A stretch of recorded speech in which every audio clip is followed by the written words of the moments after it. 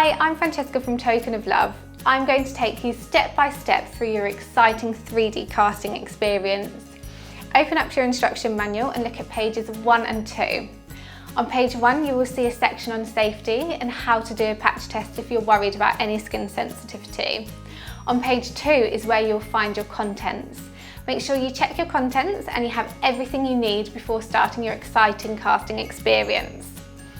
How long will the process take? So mixing time will be 60 seconds, making the mould is between 2 and 3 minutes, filling the mould is 5 minutes, and revealing the mould will be 10 minutes. The mixing process can be a little messy. Work in a room where you have a wiped clean floor. Do not do the casting where you have carpet unless you have a plastic or waterproof sheet you can put down. It will not come out of your carpet if you do spill it. It is a good idea to have a table or work surface so you can mix and have your ingredients all laid out. Make sure you're wearing messy clothes. Short sleeves or something that can be pulled up above the elbow is best.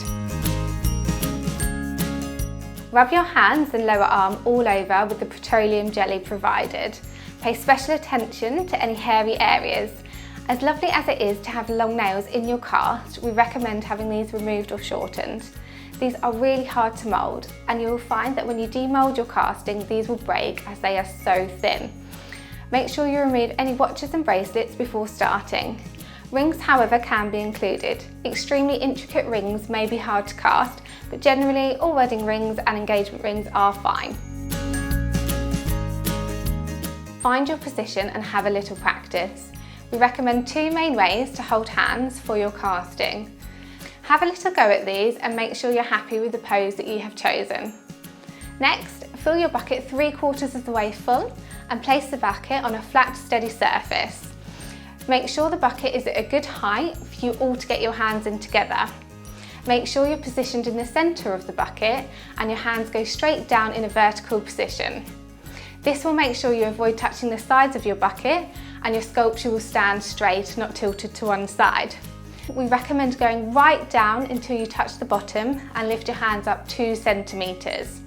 You want to make sure as much as your hands are immersed as possible. Don't squeeze too tight. When we are nervous, we seem to automatically squeeze each other's hands. This is not necessary and will show up on your casting. Don't be scared of each other. Make sure your bodies and arms are nice and close. It will make it so much easier for you. No touching the sides or bottom, vertical hands, and don't forget to breathe. An apron for the person who's mixing is a great idea. The casting gel sets quickly, so you must work quickly. You only have 60 seconds to mix. Only begin mixing the casting gel powder when you are ready and have read full instructions. 21 degrees Celsius is the optimum temperature. If you don't have a thermometer, make the water on the cooler side so it feels cold to the touch. Just a quick warning, if you use the water above the recommended temperature, it will set faster. The warmer the water, the faster the casting gel sets. Fill the bucket with the water up to the Fill Me Here line. You will need 1 900-gram bag of casting gel powder and add half a bag at a time. Make sure the powder has been mixed before, adding the other half. Use your electric whisk and mix quickly. Mix until all the white casting gel powder has disappeared. The casting gel will be a bright pink with a slightly thick, lumpy consistency. Make sure you get your hands into the bucket while it's still a nice bright pink colour. As the casting gel begins to set, it will go from a bright pink to a lighter pink, and once it's fully set, it will turn a grey-white colour. If you see the casting gel is changing to a lighter pink and you're still mixing, make sure you speed up and get in before it's fully set. Make sure your hands are in the position you practiced earlier. Lower your hands until they touch the bottom. Once touching the bottom, lift them up 2 centimetres. Wait for the colour change and your mould to set. It will turn a white-grey colour and it will have a hard, rubbery feel to it.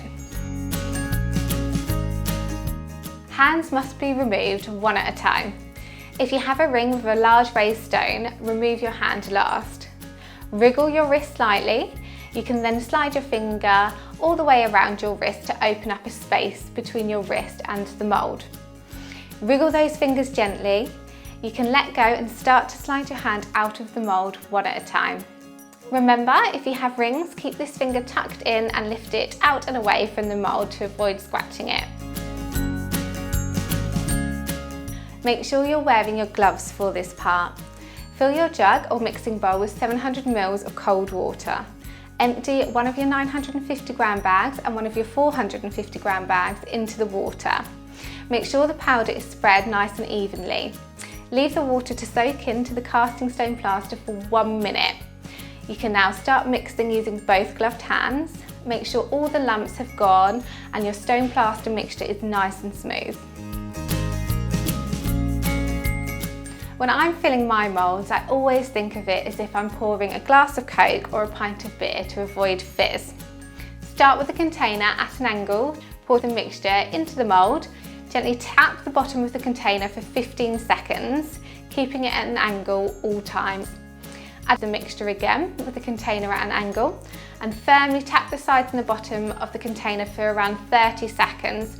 That just helps all those air bubbles rise to the top. Top up the mould until it's full and continue tapping the sides and bottom until the mixture starts to thicken. Once the casting stone plaster has thickened, simply leave it to one side. Turn your bucket upside down and flex the edges and tap the bottom until your mould slides out. If you're struggling to get your mould out, you can get a butter knife and run this around the edge in between the bucket and the mould. Be careful though not to pierce any of the mould anywhere. Gently break the mould using your fingers and break off small bits at a time rather than using large chunks. If you have a small craft knife, this can help with removing the mould. Take care when doing this and avoid fingers at all times. Work extremely carefully around fragile areas such as the nails and rings. If any parts do break off, don't fear.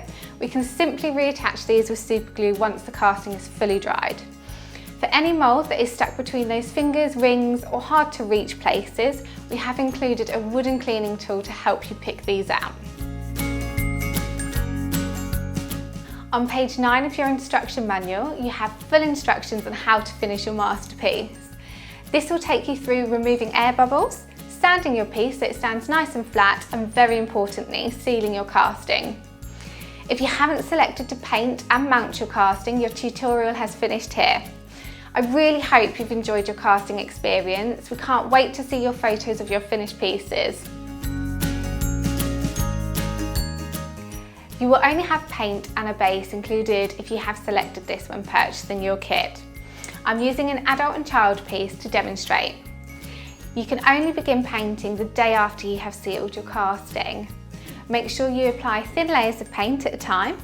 You will need to paint 3 coats. Make sure you leave a good 2 hours between each coat for it to dry. If you're mounting your casting, make sure you do not paint the bottom.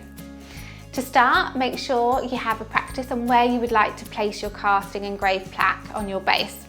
Apply a blob of clear silicone about the size of a penny in the centre of the bottom of each wrist. Place the casting down in the position you have decided on. Press down and make sure the casting is sitting nice and flush against your base. You can now fix your engraved plaque. Remove the paper cover on the reverse side so it reveals the sticky part. Lightly place the plaque in the position you have decided on. If you're 100% happy with how it's placed, press down firmly to ensure the plaque has stuck. Your tutorial has now finished. Thank you so much for choosing Token of Love's home casting kit. We really hope you've enjoyed your casting experience and we cannot wait to see photos of your finished pieces.